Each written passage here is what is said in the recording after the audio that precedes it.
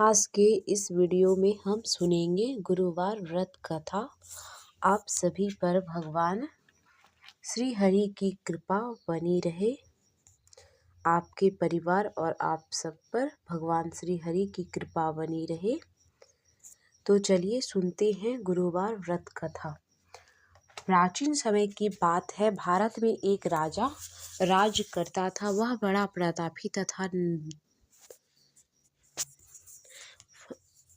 दानी था। वह नित्य प्रति भक्ति दर्शन के लिए मंदिर में जाता था। वह गरीबों की सहायता किया करता था, परंतु यह सब बातें उसकी रानी को अच्छी नहीं लगती। ना वह व्रत करती और ना किसी को एक भी पैसा दान में देती। वह राजा से ऐसे करने को मना किया करती थी। एक समय की बात है। राजा शिकार खेलने के लिए वन को चले गए थे। घर पर रानी और दासी थी। तब बृहस्पति देव साधु का रूप धारण कर राजा के दरवाजे पर भिक्षा मांगने आए। साधु रूपी बृहस्पति देव ने रानी से भिक्षा मांगे तो वह कहने लगी, हे साधु महाराज, मुझे ऐसे इस कार्य के लिए तो मेरे पति देव ही बहुत है। अब आप ऐसा कृपा करें कि सारा धन नष्ट हो जाए तथा मैं आराम से रह सकूं। साधु रूपी बृहस्पति देव ने कहा, हे देवी, तुम बड़ी विचित्र हो। पापी भी पुत्र और धन की इच्छा करता है। अगर तुम्हारे पास अधिक धन है तो तुम भूखे मनुष्य को भोजन कराओ, प्यासे को पानी पिलाओ तथा निर्धन की कुंवारी कन्या का विवाह कराओ। साथ ही इस प्रकार के कर्म से तुम्हारे पितृ प्रसन्न होंगे एवं तुम्हें स्वर्ग की प्राप्ति होगी। परंतु रानी की साधु की इन बातों से रानी खुश नहीं हुई। उसने कहा, हे साधु महाराज, मुझे ऐसे धन की आवश्यकता नहीं जिसको मैं अन्य लोगों को दान दूं तथा जिसको रखने और संभालने में ही मेरा सारा समय नष्ट हो जाए। बृहस्पति रूपी साधु ने कहा, हे देवी, यदि तुम्हारी ऐसी ही इच्छा है तो मैं तुम्हें जैसे बताता हूँ तुम वैसे ही करना। 7 बृहस्पतिवार तक ऐसे ही करना। घर को बृहस्पतिवार के दिन घर को गोबर से लीपना, अपने केसों को पीली मिट्टी से धोना, केसों को धोते समय स्नान करना, राजा से कहना वह हजामत करवाए, भोजन में मांस मदिरा, कपड़ा धोबी के यहाँ धुलने देना। इस प्रकार करने 7 बृहस्पतिवार करने से तुम्हारे धन नष्ट हो जाएंगे।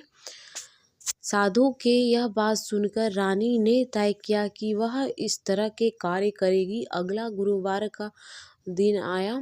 तब रानी ने ऐसा काम करना प्रारंभ कर दिया। केवल 3 गुरुवार ही बीते कि सारे धन संपत्तियां नष्ट हो गई।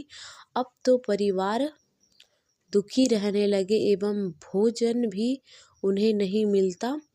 तब दुखी होकर राजा अपनी रानी से कहने लगे, हे रानी, मैं यहाँ कोई काम धंधा नहीं कर सकता क्योंकि यहाँ सभी मनुष्य मुझे जानते हैं।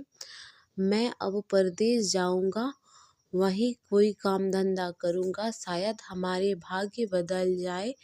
ऐसा कहकर राजा प्रदेश को चला गया। वह वहाँ से जंगल से लकड़ियाँ लाता और किसी शहर में बेचता। इस तरह अपना जीवन व्यतीत करने लगा। इधर राजा के बिना रानी और दासी दुखी रहने लगी। उसे किसी दिन भोजन मिलता अथवा किसी दिन जल पीकर ही रह जाती।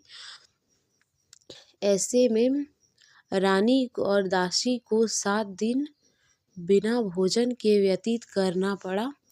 तब रानी ने अपनी दासी से कहा, हे दासी, पास ही के नगर में मेरी बहन रहती है। वह बड़ी धनवान है। तू उसके पास जा और कुछ धन मांग कर ले आ, जिससे हमारा कुछ समय के लिए गुजर बसर हो जाएगा।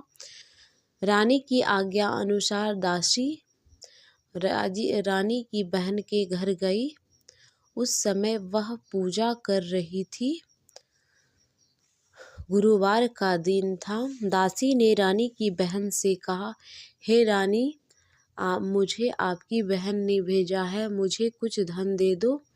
यह बात रानी की दासी ने अनेक बार रानी की बहन से कही, परंतु उसने कोई उत्तर नहीं दिया, क्योंकि वह गुरुवार की कथा सुन रही थी। तब दासी दुखी भी हुई और क्रोध भी आया। वह वापस चली आई और रानी से कहने लगी, हे रानी, आपकी बहन बड़ी ही धनी स्त्री है। वह छोटे लोगों से बात भी नहीं करती है। मैंने उससे कहा तो उसने कोई उत्तर नहीं दिया। मैं वापस चली आई।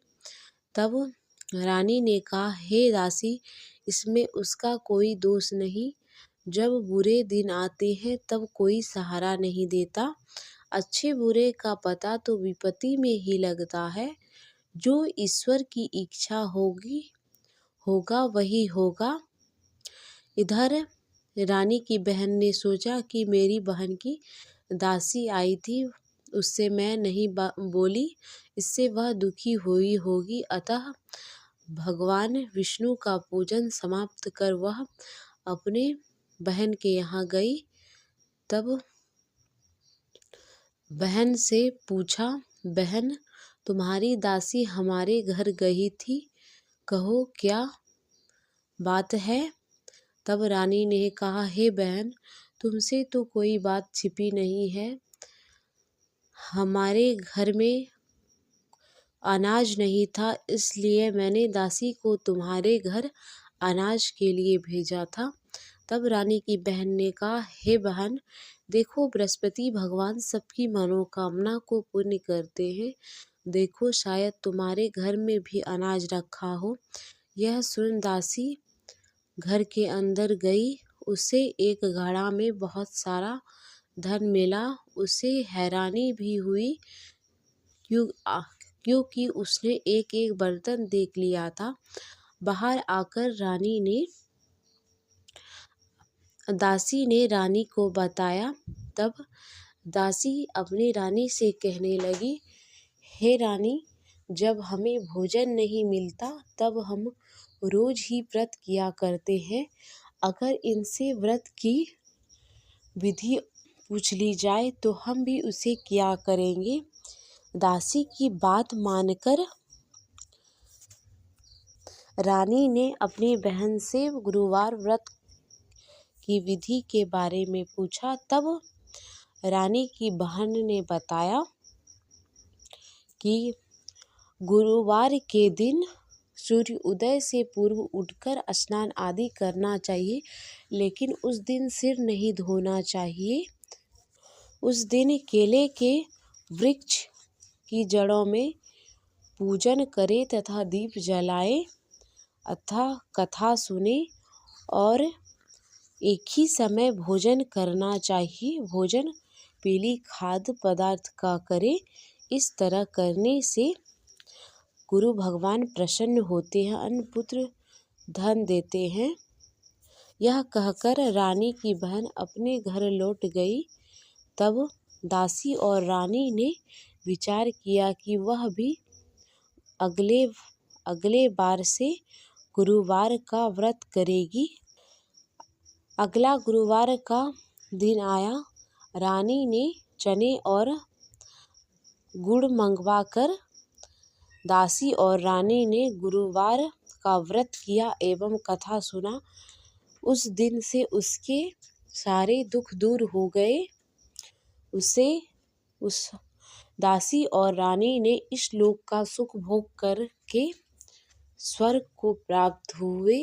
इस प्रकार जो भी मनुष्य गुरुवार का व्रत करता है एवं कथा सुनता है, उसकी सारी मनोकामना होती है पूर्ण, जैसे रानी और दासी की हुई।